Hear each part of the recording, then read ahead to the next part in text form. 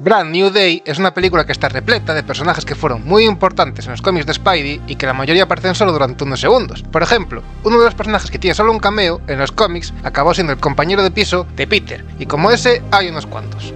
Así que hoy vamos a analizar a varios personajes secundarios de esta película, explicar su historia y ver cómo pueden reaparecer en futuros proyectos del MCU. Y como quiero hacer una intro muy corta, sin más líos, vamos allá.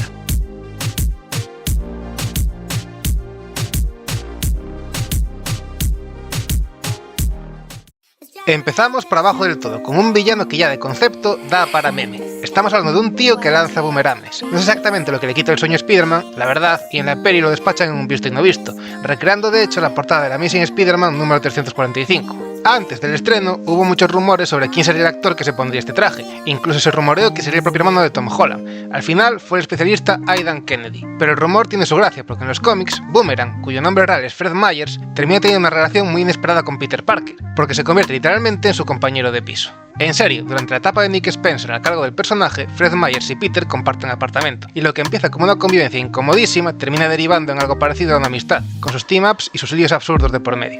Además, también llega a protagonizar su propia serie, Los enemigos superiores de Spider-Man, una sitcom de los villanos secundarios de este personaje que es una auténtica maravilla y que sería una serie increíble para Disney+. Así que si en un futuro veis a este pavo durmiendo en el sofá de Peter, ya sabéis por dónde pueden ir los tiros. Ojito con Boomerang.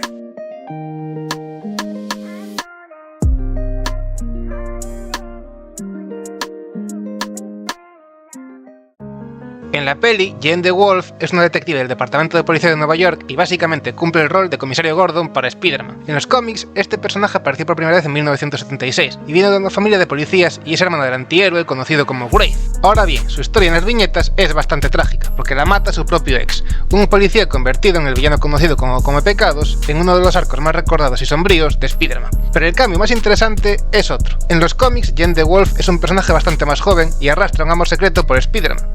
La película tira por otro lado, ya que la reimagina como una relación de mentora que poco a poco se transforma en una amistad genuina. Y sinceramente me parece un acierto enorme. Con la cantidad de tramas que Brand New Day ya está teniendo a la vez, meter otro interés romántico habría sido rizar el rizo. Y la dinámica de mentor me encaja mucho mejor con este Peter, algo más adulto en esta etapa. Y yo por lo menos no echo de menos el romance para nada.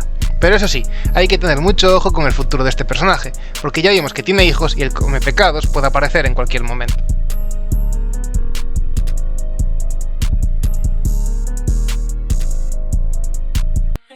Michael Mando lleva rondando el MCU como McGargan desde Homecoming, cuando lo vimos como aquel matón de cara marcada que amenazaba con ir a por Spider-Man. Y es en Brand New Day donde por fin cumple esa promesa y lo vemos enfrentarse al Hombre Araña. El Escorpión es uno de los enemigos más veteranos y destacados de toda la galería de Spider-Man. Su origen es de lo más turbio.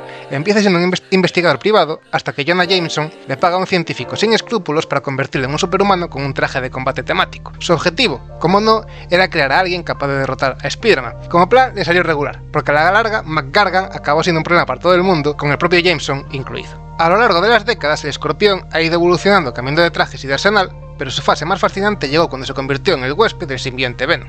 Con el simbionte encima, McGargan pegó un salto de nivel brutal, hasta el punto de hacerse pasar por el propio Spider-Man durante la saga de los Vengadores Oscuros, formando parte de un equipo de villanos que se disfrazaban de héroes.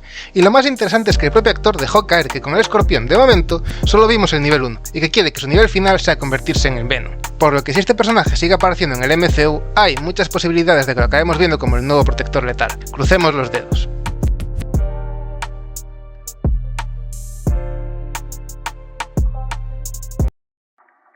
Pasamos a los personajes que de verdad mueven la trama, y empezamos por el que para mí es la estrella, porque la historia detrás de él es una absoluta locura. En la peli, Ned Leeds es el mejor amigo de Peter, pero para los que conozcáis los cómics sabéis perfectamente que Ned esconde un lado mucho más oscuro. En las viñetas, la identidad secreta del Duende fue uno de los misterios más largos de todo Spider-Man. El plan original del guionista Roger Stern era que el Duende fuera Roderick Kingsley, un diseñador de moda millonario sin escrúpulos. Pero Stern se marchó de la serie a mitad de camino, y a sus sucesores, Kingsley les pareció una elección muy floja. Tras un montón de tires y aflojas creativos, en el número 289 desmascararon al Duende como Ned Leeds, y al final se lo acabaron cargando. Pero la cosa no acaba ahí, porque a Stern nunca le gustó esto, y años después, en 1997, escribió la miniserie Hobgoblin Lives, en la que hizo un pequeño cambio de continuidad. En realidad, el Duende original siempre había sido Kingsley, y Ned no era más que un pobre desgraciado al que le habían lavado el cerebro para que hiciera de cabeza de turco. O sea que Ned pasó de ser el villano a estar muerto, a resultar que ni siquiera era el villano de verdad. Nah, una cosa de locos. En Disney saben esta historia perfectamente, y en el libro de arte de No Way Home hay bocetos conceptuales de Ned montado en el planador del duende con una sudadera naranja y azul. Nunca llegó a la película final, pero nos dejaron claro que la idea de un Ned villano lleva dando vueltas en la cabeza de los guionistas desde hace tiempo. Y yo tengo la teoría de que su adicción a las Shark Energies que vimos en esta película puede ser una buena forma de plantear el control mental en una secuela.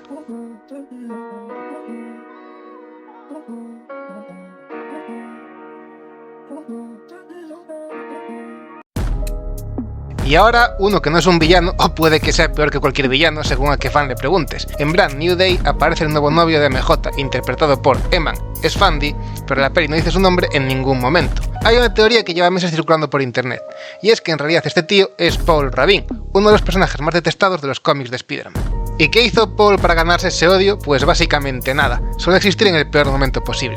MJ estuvo atrapada 4 años en otra dimensión, y durante ese tiempo rehizo su vida con Paul, y crió con él a 2 niños, y se convirtieron en pareja.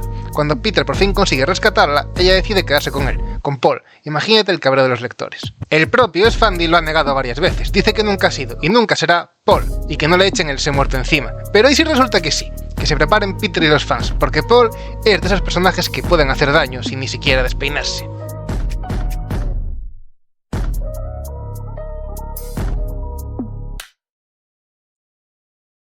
La hermana mayor de Jean Grey, Sarah, es uno de los verdaderos motores de la trama en la película. Su muerte durante los experimentos de la organización es el giro trágico que desbloquea todo el aterrador poder de Jean. Es, básicamente, el detonante emocional de buena parte del tercer acto.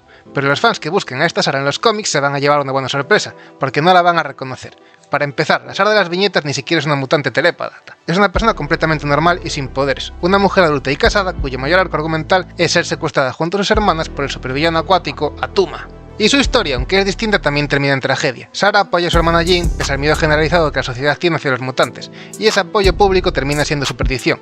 Ella y a su marido los asesinan por defender abiertamente la buena convivencia entre humanos y mutantes. Un recordatorio bastante crudo de lo peligroso que es en el mundo de los X-Men, y también en el nuestro ponerse del lado de los que son diferentes. Más tarde, Sarah regresa como una heroína llamada Beacon, capaz de activar los superpoderes latentes de la gente. Suena a regreso perfecto, salvo por un pequeño detalle. Esa versión no es la Sarah real, sino una creación energética que Jean fabrica sin querer al enredar con la línea temporal. Así que, plot twist, la Sarah de carne y hueso sigue estando muerta. En fin, cosas del cómic, aquí ni la muerte es sencilla. Pero quién sabe lo que puede pasar después del final de Secret Wars.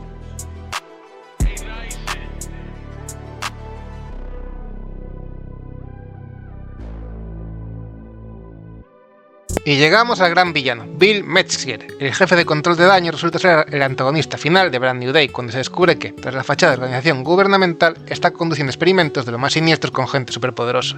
Esta versión coincide con la de los cómics en el desprecio hacia los mutantes, a los que ve como una lotería genética inmerecida, pero por lo demás hay diferencias bastante importantes. El William de las viñetas es un comandante de milicia que se abre paso en la política a base de una plataforma abiertamente antimutante, usando el populismo y el miedo como sus principales armas y llegando incluso a convertir a uno de sus propios hombres en un cazamutante superpoderoso para hacer el trabajo sucio. Por desgracia para él, su cruzada dura bien poco, porque comete el error de cruzarse con Magneto. Y Magneto, como sobreviviente del Holocausto, ha visto demasiadas veces a dónde llevan los discursos de odio y las persecuciones a un colectivo entero. Así que despacha las aspiraciones de Metzger de la forma más contundente que se puede imaginar, mandándolo a dar un paseíto por el espacio exterior sin traje espacial. Un viaje solo de ida, cortesía del amo del magnetismo. Eso evidentemente no pasa en Brand New Day. Aquí Magneto ni aparece. Pero oye, ojalá algún día. Sería un cierre poético de villano. Y hasta aquí el repaso. Os lanzo una pregunta. De todos estos personajes, ¿a cuál os gustaría ver desarrollado de verdad en una película en el futuro? El Venom de Escorpión, el Duende de Ned. A mí me gusta mucho lo de Ned, no os voy a mentir. Ponedmelo en los comentarios. Y si os ha molado el vídeo, ya sabéis, darle like, suscribiros y nos vemos en el próximo. Chao.